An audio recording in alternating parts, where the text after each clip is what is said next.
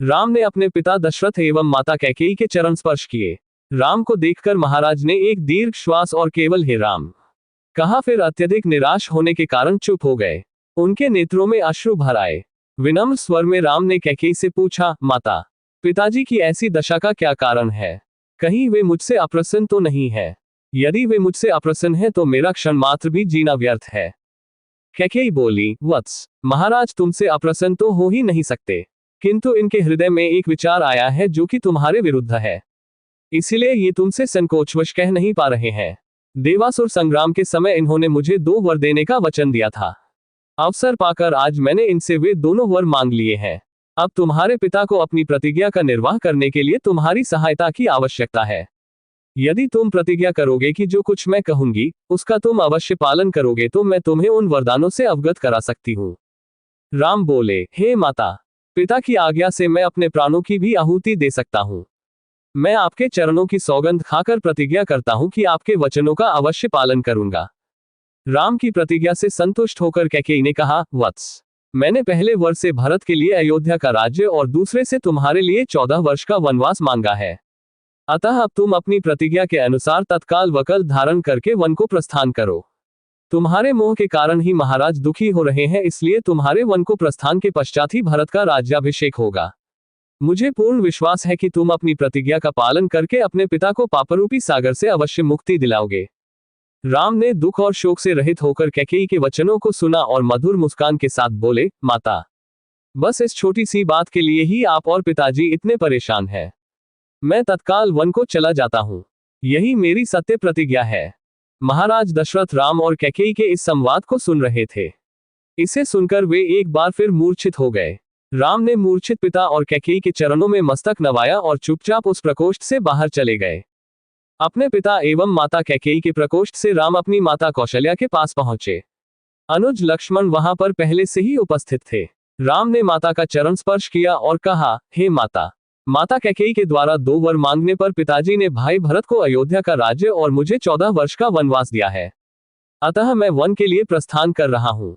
विदा होने के पूर्व आप मुझे आशीर्वाद दीजिए।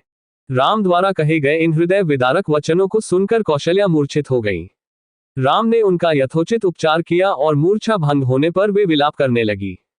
उनका विलाप सुनकर लक्ष्मण बोले, माता, भैया राम तो सद्गुरुजनों का सम्मान तथा उनकी आज्ञा का पालन करते हैं। मैं समझ नहीं पा रहा हूं कि मेरे देवता तुल्य भाई को किस अपराध में ये दंड दिया गया है। ऐसा प्रतीत होता है कि वृद्धावस्था ने पिताजी की बुद्धि को भ्रष्ट कर दिया है। उचित यही है कि बड़े भैया उनकी इस अनुचित आज्ञा का पालन न करें और निष्कंटक राज्य करें। भैया राम के विरुद्ध सिर उठाने वालों को मैं तत्काल कुचल दूंगा। राम का अपराध क्या है? उनकी नम्रता और सहनशीलता। मैं प्रतिज्ञा करता हूं कि यदि राम के राजा बनने में भरत या उनके पक्षपाती कंटक बनेंगे तो मैं उन्हें उसी क्षण यमलोक भेज दूंगा।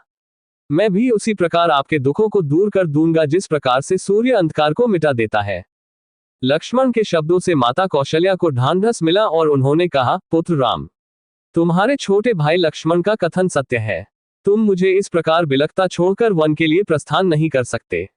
यदि पिता की आज्ञा का पालन करना तुम्हारा धर्म है तो माता की आज्ञा का पालन करना भी तुम्हारा धर्म ही है। मैं तुम्हें आज्ञा देती हूं कि अयोध्या में रहकर मेरी सेवा करो। इस पर माता को धैर्य बंधाते हुए राम बोले, माता, आप इतनी दुर्बल कैसे हो गईं? ये आज आप कैसे वचन कह रही हैं? आपने ही तो मुझे बचपन से पिता की आज्ञा का पालन करने की शिक्षा दी है। अब क्या मेरी सुख सुविधा के लिए अपनी ही दी हुई शिक्षा को झुठलाएंगी? एक पत्नी के नाते भी आपका कर्तव्य है कि आप अपने पति की इच्छा पूर्ति में बाधक न बने।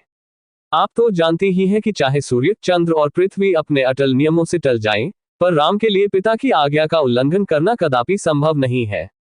मैं आपसे निवेदन करता हूं कि आप प्रसन्न होकर मुझे वन जाने की आज्ञा प्रदान करें ताकि मुझे ये संतोष रहे कि मैंने माता और पिता दोनों ही की आज्ञा का पालन किया है। फिर वे लक्ष्मण से संबोधित हुए और कहा, लक्ष्मण, तुम्हारे साहस, पराक्रम, शौर्य और वीरता पर मुझे गर्व है। मैं जानता हूं कि तुम मुझसे अत्यंत स्नेह करते हो, किंतु हे सौमित्र, धर्म का स्थान सबसे ऊपर है। पिता की आज्ञा की अवहेलना करके मुझे पाप, नरक और अपयश का भागी बनना पड़ेगा। इसलिए हे भाई, तुम क्रोध और क्षोभ का परित्याग करो और मेरे वन गमन में बाधक मत बनो।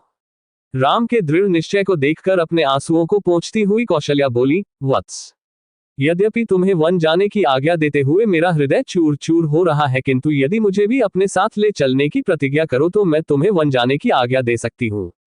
राम ने संयमपूर्वक कहा, माता, पिताजी इस समय अत्यंत दुखी हैं और उन्हें आपके प्रेमपूर्ण सहारे की आवश्यकता है। ऐसे समय में यदि आप भी उन्हें छोड़कर चली जाएंगी तो उनकी मृत्यु में किसी प्रकार का संदेह नहीं रह जाएगा। मेरी आपसे प्रार्थना है कि उन्हें मृत्यु के मुख में छोड़कर आप पाप का भागी न बने। उनके जीवित रहते तक उनकी सेवा करना आपका पावन कर्तव्य है। आप मोह को त्याग दें और मुझे वन जाने की आज्ञा दें। मुझे प्रसन्नतापूर्वक विदा करें। मैं वचन देता हूं कि 14 वर्ष की अवधि बीतते ही मैं लौटकर आपके दर्शन करूंगा। धर्मप्रायण राम के युक्तियुक्त वचनों को सुनकर अश्रुपूरित माता कौशल्या ने कहा, अच्छा वत्स, मैं तुम्हें वनगमन की आज्ञा प्रदान करती हूँ। परमात्मा तुम्हारे वनगमन को मंगलमय करे। फिर माता ने तत्काल ब्राह्मणों से हवन कराया और राम को हृदय से आशीर्वाद देते हुए विदा किया।